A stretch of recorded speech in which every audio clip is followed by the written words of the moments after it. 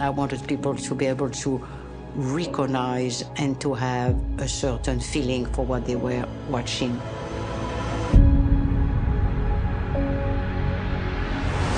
In the beginning, everything was challenging because the other Game of Thrones was absolutely brilliant.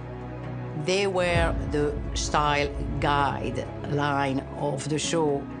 It was not a question of doing better.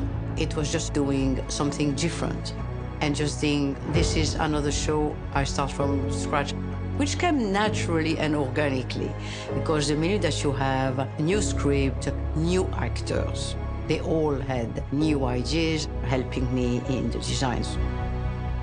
We work very closely alongside the armory, hair and makeup, and props. When we created the looks, we had various meetings where we would all get together, prosthetics, hair, makeup, costume, and the art department, because we all had to work together. We really collaborated on that.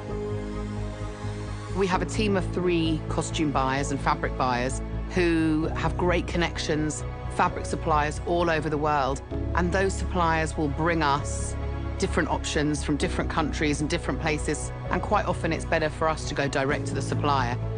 The biggest task that we've had to come across is actually Brexit. Hate to be political, but we've had huge problems with shipping and getting stuff in and out, and also we were buying during a lockdown, so we were really limited as to where we could go and how we could purchase our fabrics. So that was by far the biggest hurdle. The costumes are always silk. No, not that because I'm a snob, but I really believe that silk looks always fantastic in every single form. And every actor loved it.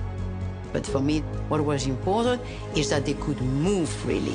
They could jump, sit, fight, and always feel very free in what they were wearing. And that's why I gave to the men a sort of tight tailoring. First, because I love tight tailoring. I think that you should see a goji moving. The same with the woman as well. Give them a very modern silhouette. And what I mean by a modern silhouette, although it's happening once upon a time, it's somebody from now watching it. And I want every single person of the public to want to be dressed up like that. My daughter is the future queen. I wanted this to be a wedding for the histories. For the wedding, Rhaenyra is wearing a white dress, and then she gets the cape. And the cape is a mixture of the Targaryen and the Velaryon. The 2 Vigil, because it's the mix of the 2 families. The dress was made by Josh Bain, one of our cutters, and he had a team of 6 seamstresses working on that dress, plus the 3 embroiderers. It took around 5 weeks to make from start to finish.